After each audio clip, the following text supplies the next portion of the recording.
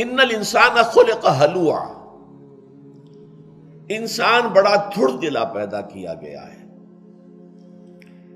اذا مسہ الشر جزوعا، جب اسے کوئی تکلیف پہنچتی ہے، مصیبت آ جاتی ہے تو جزا فضا کرتا ہے، نالا و فریاد، روتا دھوتا ہے.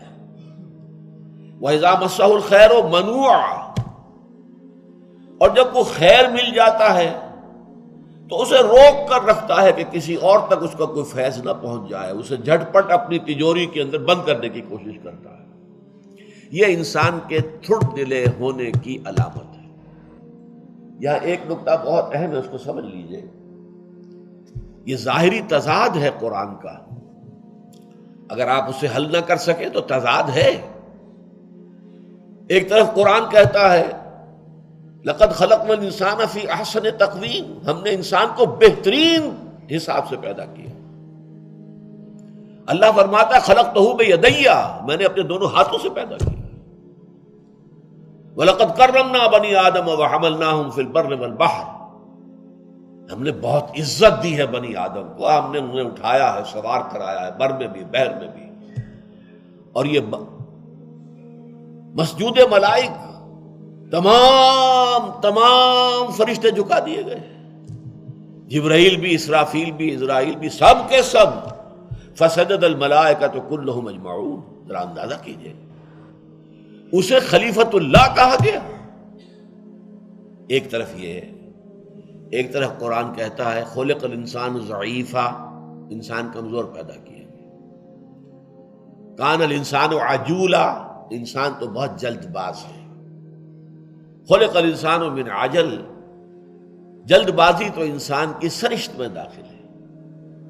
انہ کان ظلوما جہولا، ظلوم بھی ہے، ظلم کرنے والا، جاہل بھی ہے. یہاں کہا ہلوعا، بہت کم ہمت، تھڑ دلا، دل کا کچھ بھی کمزور، کہ اگر ذرا تکلیف آئی تو جزا فضا ہے، نالا فغاں، شور مچا دیا ہے، فریاد کر رہا ہے. اور کوئی مال مل گیا، کوئی دولت مل گئی، کوئی شے مل گئی تو سید کر رکھتا ہے، مبادا اس کا فیض کسی اور کو بھی پہنچ جائے. تضاد ہے یا نہیں؟ How to resolve it? یہ جو انسان کا مرکب وجود ہے، اس روحانی وجود کے اعتبار سے خلقنا الانسان من احسن تقویم، روحانی وجود کے اعتبار سے وہ خلیفۃ اللہ فی الارض، اس روحانی وجود کی وجہ سے وہ مسجود ملائک بنا. فَإِذَا سَوَّيْتُهُ وَنَفَخْتُ فِيهِ مِن رُوحِي فَقَعُوا لَهُ سَاجِدِينَ، جب میں اس کی تخلیق مکمل کر دوں اور اس میں اپنی روح میں سے پھونک دوں تو گر پڑنا اس کے سامنے سجدے میں. یہ ہے وہ پہلو، اونچا ہے، بہت اونچا ہے. اور یہ جو انسان کا حیوانی پہلو ہے، جو خاک سے آیا ہے، مٹی سے آیا ہے، اس کی سرشت میں جلد بازی ہے. خلق الانسان من عجل، عجولہ ہے، یہ ضعیف ہے. یہ خلق الانسان ضعیفا ظلوما جہولا ہلوعا، یہ ہے انسان کا حیوانی وجود. اس کے اعتبار سے وہ نیچلوں میں سب سے نیچے ہے. اب ظاہر بات ہے کہ انسان کے اندر یہ وجود جب دونوں جمع ہو گئے تو اب دو ہی باتیں ہوں گی، یا حیوانی وجود غالب آ جائے گا روحانی وجود پر تو انسان حیوان بن جائے گا، بلکہ حیوان سے بھی کم تر. لہم قلوب لا یفقہون بہا وَلَهُمْ أَعْيُنٌ لَا يُبْصِرُونَ بِهَا وَلَهُمْ آذَانٌ لَا يَسْمَعُونَ بِهَا أُولَٰئِكَ كَالْأَنْعَامِ بَلْ هُمْ أَضَلُّ، یہ چوپایوں کے مانند ہیں بلکہ ان سے بھی کم تر، ان سے بھی گئے گزرے. لیکن چوپائے تو پیدا اسی سطح پر کیے گئے تھے، اس پر وہ برقرار ہیں. یہ کہاں پیدا کیا گیا تھا؟ کون سی روح اس کے اندر پھونکی گئی تھی؟ مسجود ملائک بنایا گیا تھا. لیکن اگر اس روح کے اوپر یہ حیوانی وجود غالب آ گیا ہے تو یہ حیوانوں سے بدتر ہو گیا.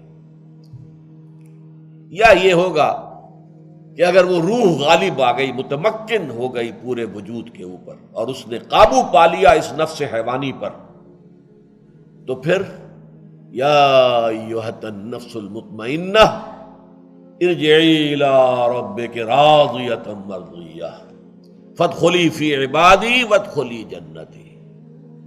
اے نفس مطمئنہ، اپنے رب کی طرف لوٹ جا، اس حال میں کہ وہ تجھ سے راضی، تو اس سے راضی۔ داخل ہو جا میرے بندوں میں، داخل ہو جا میری جنت میں۔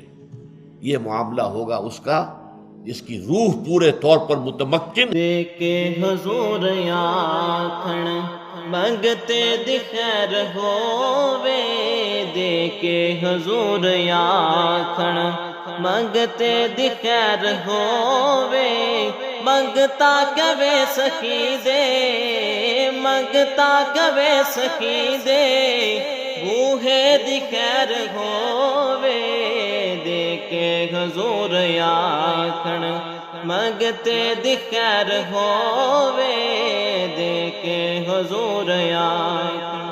اور جنت بڑی جگہ لگیا جڑی جگہ تے، جنت بڑی جگہ